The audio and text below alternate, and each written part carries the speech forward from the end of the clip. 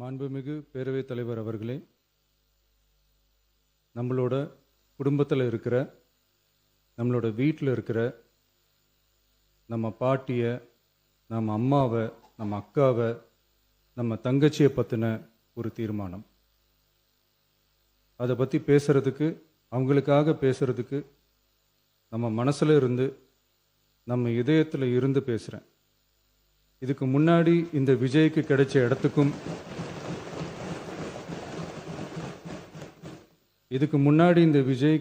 இடத்துக்கும் இன்னைக்கு இந்த விஜய்க்கு கிடைச்சிருக்கிற இடத்துக்கும் மிகப்பெரிய காரணமாக இருக்கிறதுல என்னோட பாட்டி, அம்மா, அக்கா, தங்கச்சிங்க தான் மிகப்பெரிய காரணம்ங்கிறத என்னால் மறுக்கவே முடியாது. அந்த நன்றி விசுவாசத்தோட, அப்படி ஒரு உணர்வோடு தான் இப்போ இங்கே நின்று பேசுகிறேன்.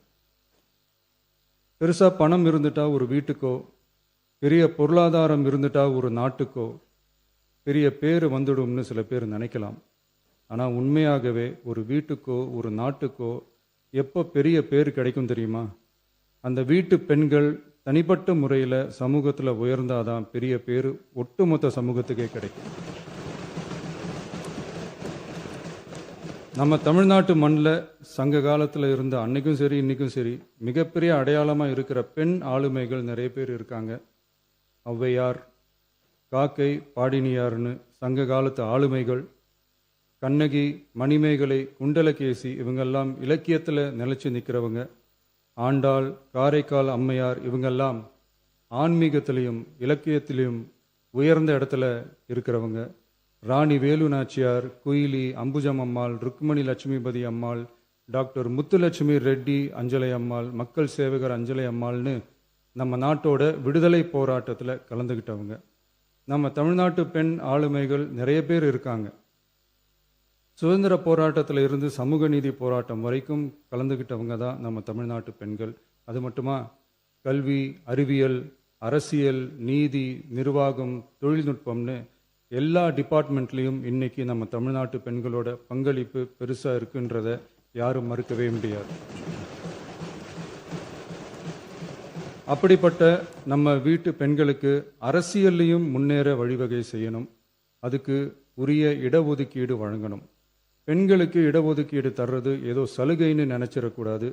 சமூக நீதி சார்ந்தது, அரசியல் அமைப்பு சார்ந்தது. மாண்புமிகு பேரவைத் தலைவர் அவர்களே, நம்ம நாட்டோட மக்கள் தொகையில் ஏறக்குறைய பாதி பேர் பெண்கள் தான். அதனால் அனைத்து நிலைகள்லையும் பெண்களுக்கு சம அந்தஸ்து வழங்கப்படணும்.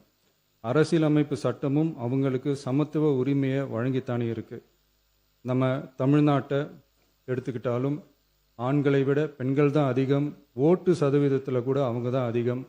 ஆனால் அவங்களுக்கான அரசியல் இடம்னு பார்த்தா 2021 சட்டசபையில் 12 பெண்கள் இருந்தாங்க. இப்போ இந்த 2026 சட்டசபையில் 23 பெண்கள் இருக்கிறாங்க.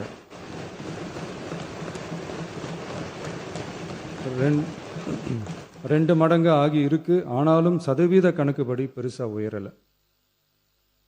மாண்புமிகு பேரவைத் தலைவர் அவர்களே, ஒன்றிய அரசு 2023ஆம் ஆண்டு மக்களவை, அனைத்து மாநில சட்டமன்றங்கள் மற்றும் டெல்லி யூனியன் பிரதேச சட்டமன்றத்தில் பெண்களுக்கென 1/3 பங்கு தொகுதி ஒதுக்கீட்டை கட்டாயமாக்கி 106வது அரசியல் சாசன திருத்த சட்டத்தினை 2023 செப்டம்பர் 28 நிறைவேற்றி 2026 ஏப்ரல் 16 முதல் நடைமுறைக்கு வந்துள்ளது.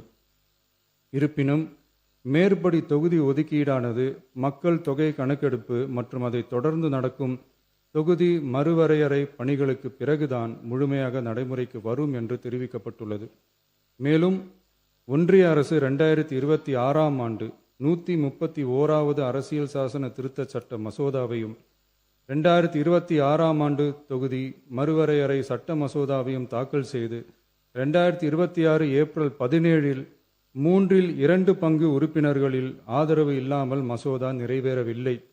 அவ்வாறு மக்கள் தொகை கணக்கெடுப்பு மற்றும் தொகுதி மறுசீரமைப்புடன் பெண்களுக்கான தொகுதி ஒதுக்கீட்டை இணைப்பதால் அதனை நடைமுறைப்படுத்த மேலும் பல ஆண்டுகள் காலதாமதம் ஆகலாம். மாண்புமிகு பேரவைத் தலைவர் அவர்களே, நாடாளுமன்றம் மற்றும் மாநில சட்டமன்றங்களில் மகளிருக்கென 1/3 பங்கு தொகுதி ஒதுக்கீட்டு செய்து சட்டம் நிறைவேற்றப்பட்டிருந்த போதிலும் அதனை நடைமுறைப்படுத்துவதில் ஏற்படும் கால தாமதத்தினால் அச்சட்டம் நிறைவேற்றப்பட்டதன் நோக்கம் நிறைவேறாமல் காலம் தாழ்த்தப்படும் சூழ்நிலை உருவாகியுள்ளது. இது பெண்களின் அரசியல் உரிமையை மறுக்கும் செயலாகும். எனவே மகளிருக்கான தொகுதி ஒதுக்கீட்டை மக்கள் தொகை கணக்கெடுப்பு மற்றும் தொகுதி மறுவரையுடன் இணைத்து அதனை ஒத்திவைக்கக்கூடாது. மேற்படி தொகுதி ஒதுக்கீட்டை விரைந்து நடைமுறைப்படுத்துவதற்கு உரிய நடவடிக்கைகள் எடுக்கப்பட வேண்டும் என தமிழ்நாடு அரசு ஒன்றிய அரசை வலியுறுத்துகிறது. மாண்புமிகு பேரவைத் தலைவர் அவர்களே, நம்ம டிவிகே அரசு பெண்களுக்கான அரசியல் அதிகாரம் வழங்குறதுல முன்னோடி மாநில அரசாக தான் இருக்கு. 4 பெண் அமைச்சர்கள் இருக்கிறாங்க. பெண்கள் பாதுகாப்புக்கு சிங்கப்பெண் சிறப்பு அதிரடிப்படை இருக்கு. பெண்களுக்கான பாதுகாப்பில், பெண்களுக்கான இம்பார்ட்டன்ஸில் டிவிகே அரசு ரொம்ப கவனமாக தான் இருக்கு. இனியும் அப்படி தான் இருக்கும். உள்ளாட்சியில் பெண்களுக்கு 50% இடஒதுக்கீடு கொடுத்ததும் இன்னைக்கு ஆயிரக்கணக்கான பெண்கள் மக்கள் பிரதிநிதிகளாக மாறி இருக்காங்க. அவங்களோட தலைமை பண்பும் ப்ரூவ் ஆகி இருக்கு. அதே மாதிரி பெண்களோட வெற்றியை சட்டமன்றத்திலையும் பார்லிமெண்ட்லையும் எக்ஸ்டெண்ட் பண்ண வேண்டிய நேரம் வந்துருச்சு.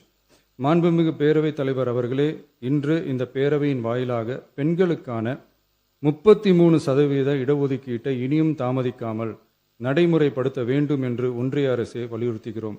இது பெண்களுக்கான சலுகை இல்லை, இது அவர்களுடைய ஜனநாயக உரிமை.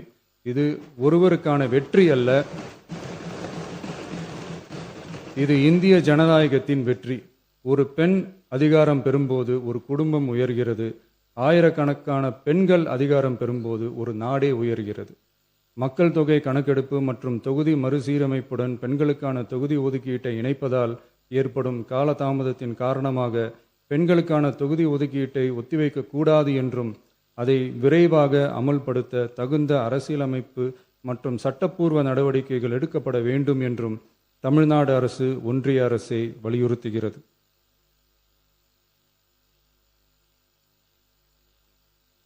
மாண்புமிகு பேரவைத் தலைவர் அவர்களே, டீலிமிட்டேஷன் தொடர்பான ஆலோசனை கூட்டம் தமிழ்நாட்டு மக்களவை மற்றும் மாநிலங்களவை உறுப்பினர்களுடன் தமிழ்நாடு அரசால் நமது தலைமையில் 8/8/2026 அன்று கலைவாணர் அரங்கத்தில் நடந்துச்சு.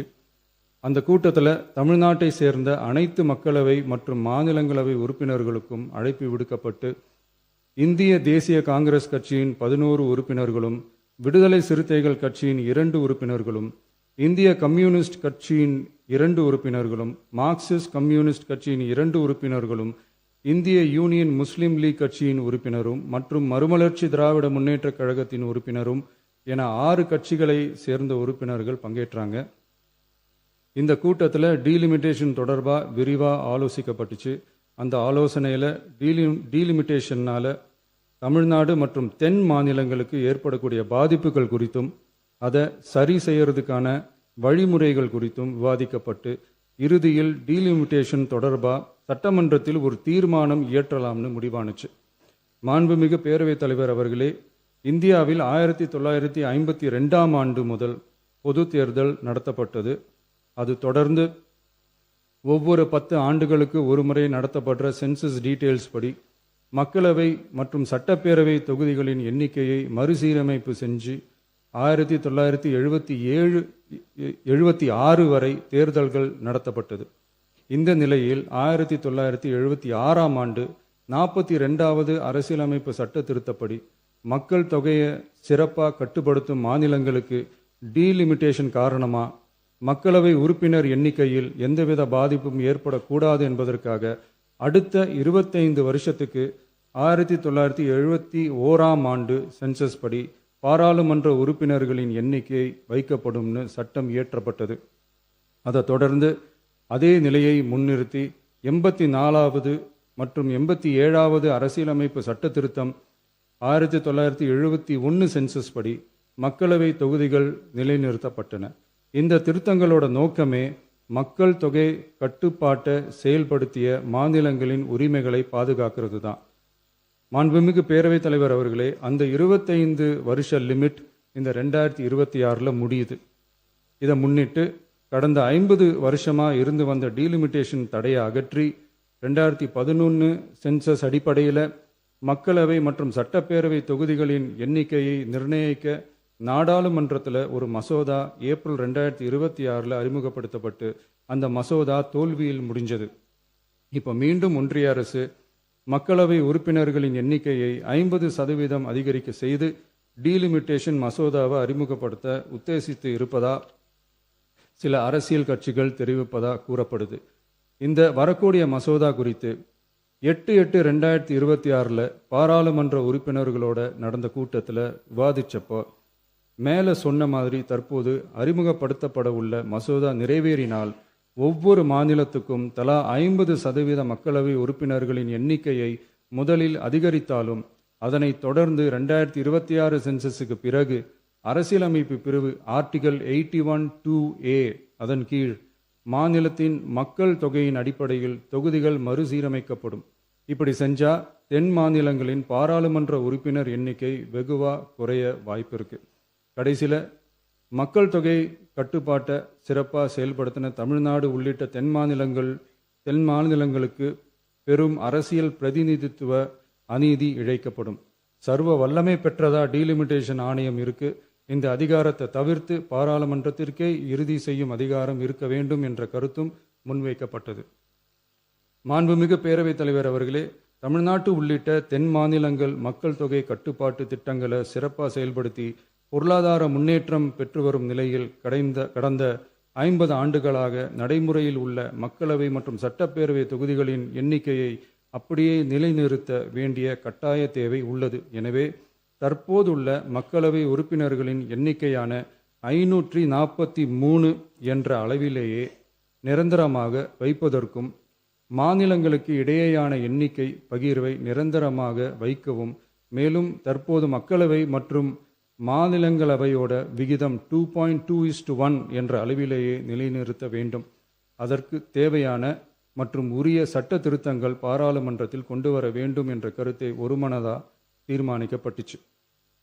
மாண்புமிகு பேரவைத் தலைவர் அவர்களே, மகளிர் இடஒதுக்கீடு சட்டத்தினை அமுல்படுத்த மேலும் காலதாமதம் இல்லாமல் தற்போது 543 என்ற நிலையிலேயே 1/3 தொகுதி மகளிர் தொகுதிக்கு வருகின்ற 2029 பாராளுமன்ற தேர்தலில் நடைமுறைப்படுத்த வேண்டும் என்ற முன்மொழியும் தீர்மானிக்கப்பட்டுச்சு.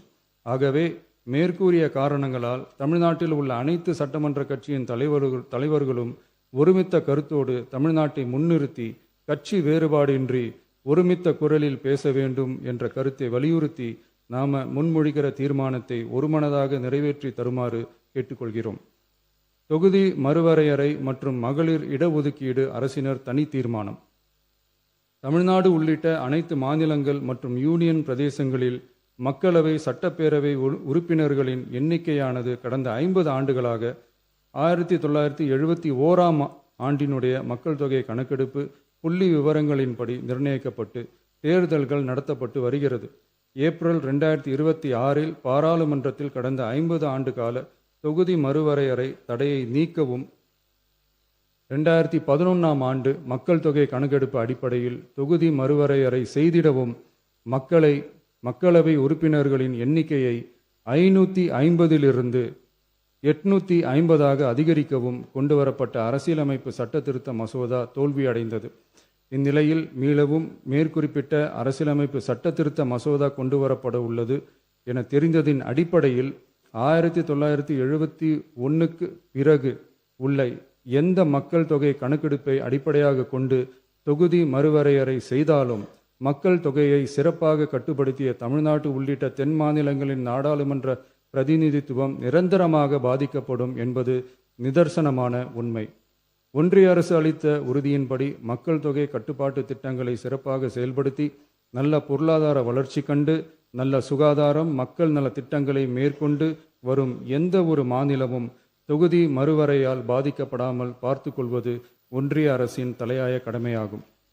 எனவே தற்போதுள்ள மக்களவை உறுப்பினர்களின் எண்ணிக்கையான 543 என்ற அளவிலேயே நிரந்தரமாக வைப்பதற்கும் மாநிலங்களுக்கு இடையேயான எண்ணிக்கை பகிர்வை நிரந்தரமாக வைக்கவும், மேலும் தற்போது மக்களவை மற்றும் மாநிலங்கள் அவையினுடைய விகிதம் 2.2:1 என்ற அளவிலேயே நிலைநிறுத்த வேண்டும் என்றும், அதே வேளையில் பெண்களுக்கான 33% இடஒதுக்கீட்டை காலதாமதமின்றி தற்போது 543 தொகுதிகளின் அடிப்படையிலேயே 2029ஆம் ஆண்டு மக்களவைத் தேர்தலில் நடைமுறைப்படுத்த வேண்டும் என்றும் ஒன்றிய அரசை வலியுறுத்தி தமிழ்நாடு சட்டமன்ற பேரவை கீழ்க்கண்ட தீர்மானங்களை ஒருமனதாக நிறைவேற்றுகிறது. 1.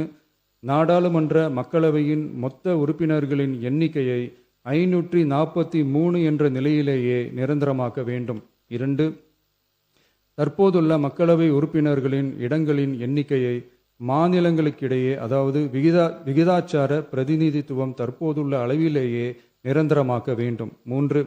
வரவிருக்கும் மக்களவை பொது தேர்தலிலும் அதன் பிறகு சட்டமன்ற பொது தேர்தல்களிலும் 1/3 தொகுதி ஒதுக்கீட்டு பலனை பெண்கள் பெறுவதை உறுதி செய்ய வேண்டும் என ஒன்றிய அரசை தமிழ்நாடு சட்டமன்ற பேரவை ஒருமனதாக வலியுறுத்துகிறது.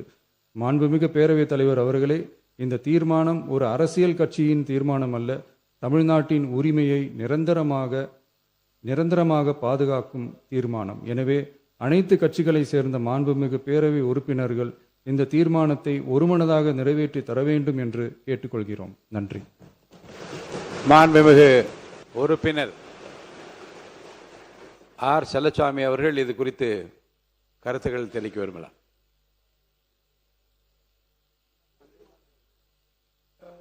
இதை குறித்து பேச போறீங்க, வேற ஏதாவது சொல்லுங்க. மாண்புமிகு பேரவைத் தலைவர்களே, உங்களுக்கு தெரிந்த செய்தி தான் இது. அரசின் சார்பாக 110 விதியின் கீழ் சில அறிவிப்புகளை செய்கிற பொழுது அந்த பகுதியிலிருந்து அது நன்றி சொல்வதாக பாராட்டுதான் விடுவார்கள், எப்பொழுதுமே நடைபெற்றுக் கொண்டிருப்பது. இது போன்ற தனி தீர்மானங்களை முதலமைச்சர் அல்லது சம்பந்தப்பட்ட அமைச்சர்கள் கொண்டு வருகிற பொழுது பிரதான எதிர்க்கட்சியை தான் முதலாக அது வாய்ப்பு கொடுக்குற பழக்கம் தான் இது வரைக்கும் இருந்திருக்கிறது. அதை நினைவூட்டுகிறேன். ஏன்னா அவரை நீங்கள் அனுமதிங்க, அப்புறம் நீங்கள் எல்லாருமே பேசுறது அனுமதி ப்ளீஸ். மரபு அதுதான் இது வரைக்கும் இருக்குது. இருங்க, அவர் தான் இருங்க, அவர் உங்களுக்கு தானே கொரட்டா, அவர் தானே, அவர் சொன்ன பிறகு நீங்கள் எதுக்கு சொல்கிறீங்க? அமைதியாக இருங்க. இல்லை, நீங்கள் சொன்னது புரிஞ்சுக்க முடியுது. சென்ற முறை இது போன்று அனுமதித்தேன். ஏன்னு சொன்னால் கட்சிகளுடைய எண்ணிக்கைக்கு ஏற்ப 1, 2 அப்படி கொண்டு தான் போட்டு வந்தோம், கட்சிகளுக்கு ஏற்ப கொடுத்துட்டு வந்தோம். இப்போ இதுதான் இல்லை, புரியுது, சரி. அவை முன்னவர் மாண்புமிகு பேரவைத் தலைவர் அவர்களே, மாண்புமிகு பேரவைத் தலைவர் விரும்புவது எல்லா கட்சியும் பேசி எதிர்க்கட்சியில் அதற்கான விளக்கத்தை சொல்கிற போது இன்னும் அது தெளிவாக இருக்கும் என்ற முறையிலே தான் அவர் அந்த சொல்லியிருக்கிறார். அதை தவிர வேறொன்றும் இல்லை.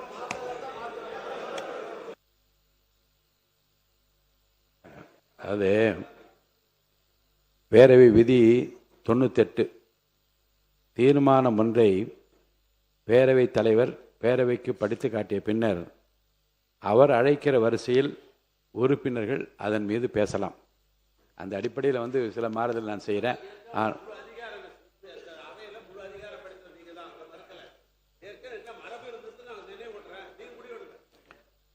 மாண்புமிகு உறுப்பினர் ஆர். செல்லசாமி அவர்கள். மாண்புமிகு